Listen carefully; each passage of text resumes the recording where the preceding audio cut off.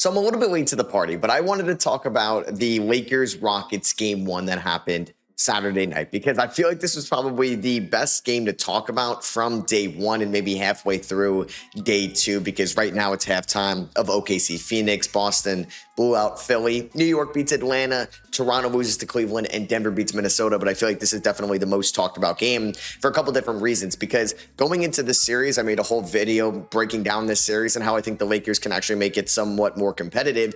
That was me thinking Kevin Durant was going to play game number one. This guy played 78 games this year, like one of the most games played for somebody that's going to make an All-NBA team. And he was warming up. He was going to be a game time decision, and he was rolled out. I'm not sure what happened between warmups and him getting rolled out. I could have missed it, but clearly he thought his knee was not able to go, and he gets rolled out game number one. So now you're like, okay, the Lakers have a chance. Now Reeves is out, Luke is out, and the Lakers still don't have like the greatest team in the world with those guys, right? It's not like we're watching the Thunder or a team that won 60 games this year. They are beatable with Luka and Reeves. You take Luka and Reeves out of the equation, we're seeing guys like Jared Vanderbilt have to step up. Luke Kennard have to step up, who we'll get to. DeAndre Ayton have to step up. Like, you need a lot of factors to go your way. And, oh, yeah, you got to be led by a 41-year-old LeBron James. LeBron might be better in a vacuum than some of the Rockets guys, not named Kevin Durant. But if you're trying to fight for a rebound, if you're running in transition, I'm probably going to take the 25-year-old or whatever Amen Thompson is against LeBron James, who is 41, if it's a one-on-one in transition. That's just common sense, you would think, right? Well, the Lakers ended up beating the Rockets 107-98. I was at a bar watching this with my friends, and I really couldn't believe my eyes watching Luke Kennard just have maybe the game of his career. I guess when you take into account like playoff performances of his career, this is probably the most important game that he's ever played, or at least the best game when you take into account the circumstance. So he had 27 points. He knocks down 9 field goals, 5 of 5 from 3. LeBron James had 19 and 13 in this game with 8 rebounds. He was finding his guys left and right. Somebody tweeted out, it's like, yeah, he's basically a 6'8" Phoenix Suns Chris Paul at this point, which is one of the best point guards in the league. And they pull off the upset. They win 107-98. And I thought the Lakers had a chance. Like I said, I said it all in that breakdown. They could split the first 2 games in LA.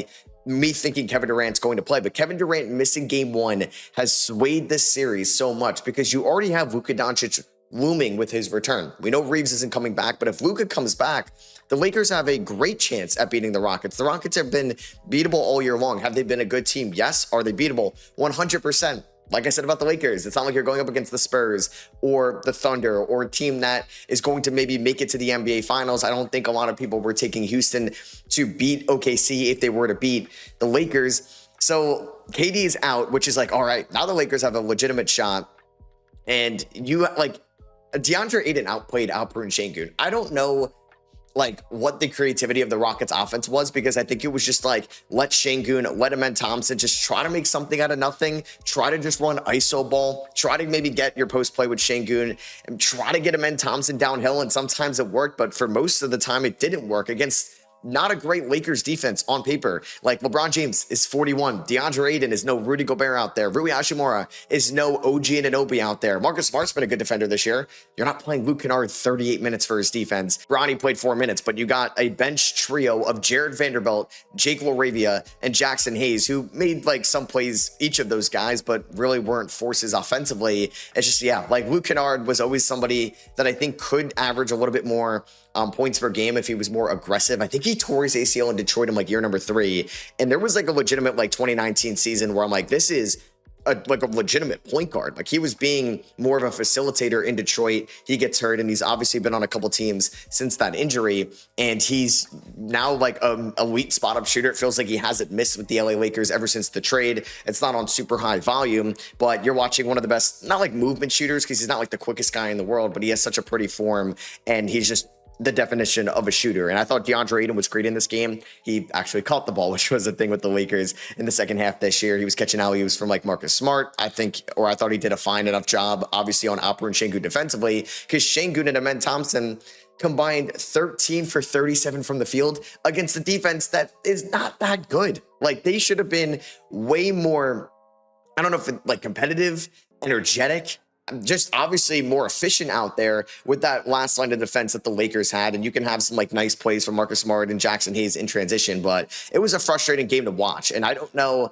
how Kevin Durant feels about this. Ime Udoka was just trying to call everybody a bitch out there.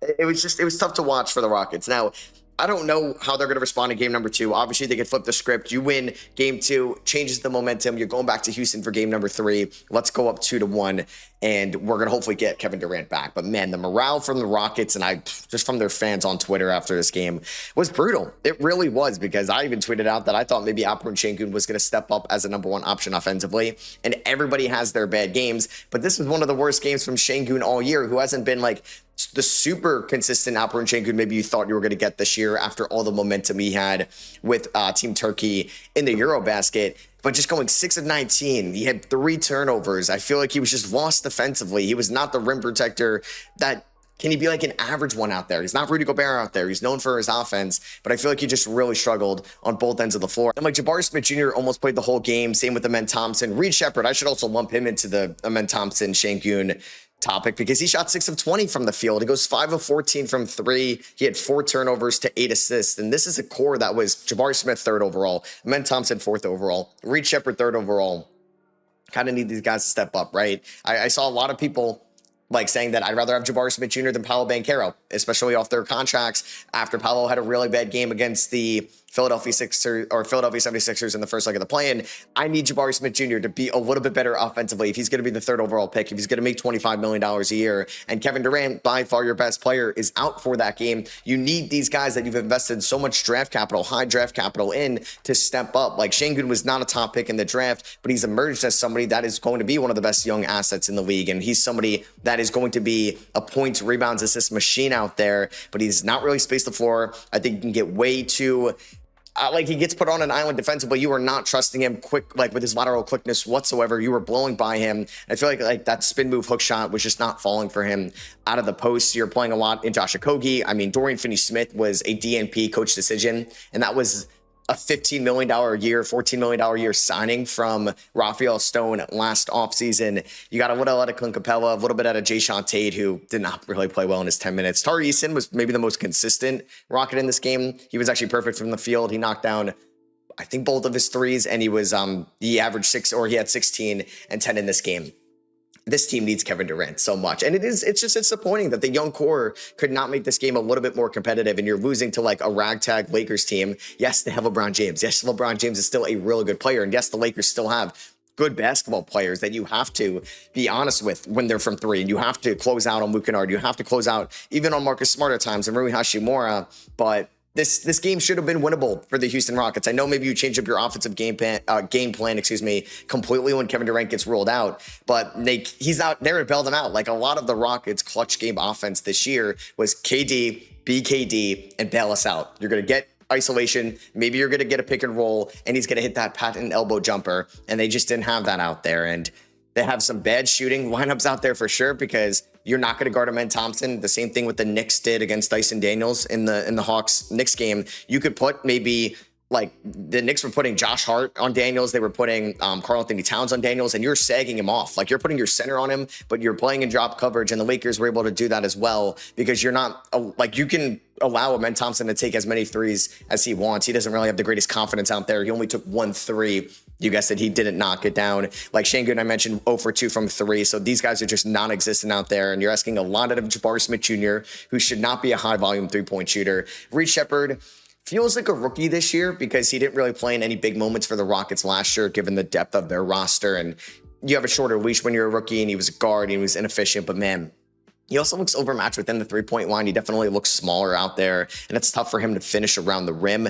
The Rockets are going to need to adjust a lot in game number 2, because it feels like this is a dysfunctional good team, even though you don't hear a lot of dysfunctionality coming from the locker room. Like the Kevin Durant burner thing at the All-Star break kind of got swept under the rug a little bit, and you didn't really hear about that at all over the last few weeks. You wonder if there's a dynamic issue here, which is teammate chemistry in general. And the Rockets, like, you're without Fred VanVleet, Steven Adams, and Kevin Durant. It was not supposed to look like this. I think it was just an underwhelming performance, game number 1, where you could take a game in LA. It sucks Kevin Durant got hurt. We'll see how they bounce back in game number 2. They get a 2-day break between game 1 on Saturday, so they're not going to play again until Tuesday, where they can sort out a lot of things in practice. And I don't know if some of these Lakers are going to shoot that well again, but you shot 38% from the field against a frontline defense of a 41-year-old LeBron James, DeAndre Ayton, and Rui Hachimura. That should be just not the trio defensively that you should be intimidated about. The Lakers ended up shooting 61% from the field and 53% from three. I guess I can also say that, hey, the Rockets defense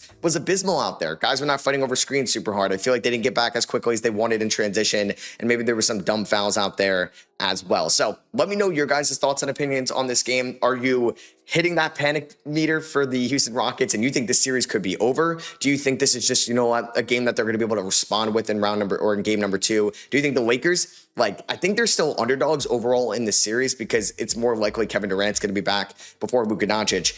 I'm going to assume KD plays game number 2. If he was like a game time decision for game 1, he's able to sit out 2 more days. He should play game number 2. I don't think Luka's playing game number 2, so the Rockets should win. But yeah, I think I'm just going back to what I said, that the Lakers can make this a 6-game series, and they can also win this series now, because I didn't think Kevin Durant was going to be out game number 1 when I made my prediction video. And if I knew that, I think I could have taken the Lakers in 7. So yeah, let me know your guys' thoughts and opinions on this, like, pivotal, I think topical game 1 matchup between the Rockets and the Lakers in the comments below. Drop a thumbs up if you guys did enjoy, and I'll catch y'all on the next one. Peace.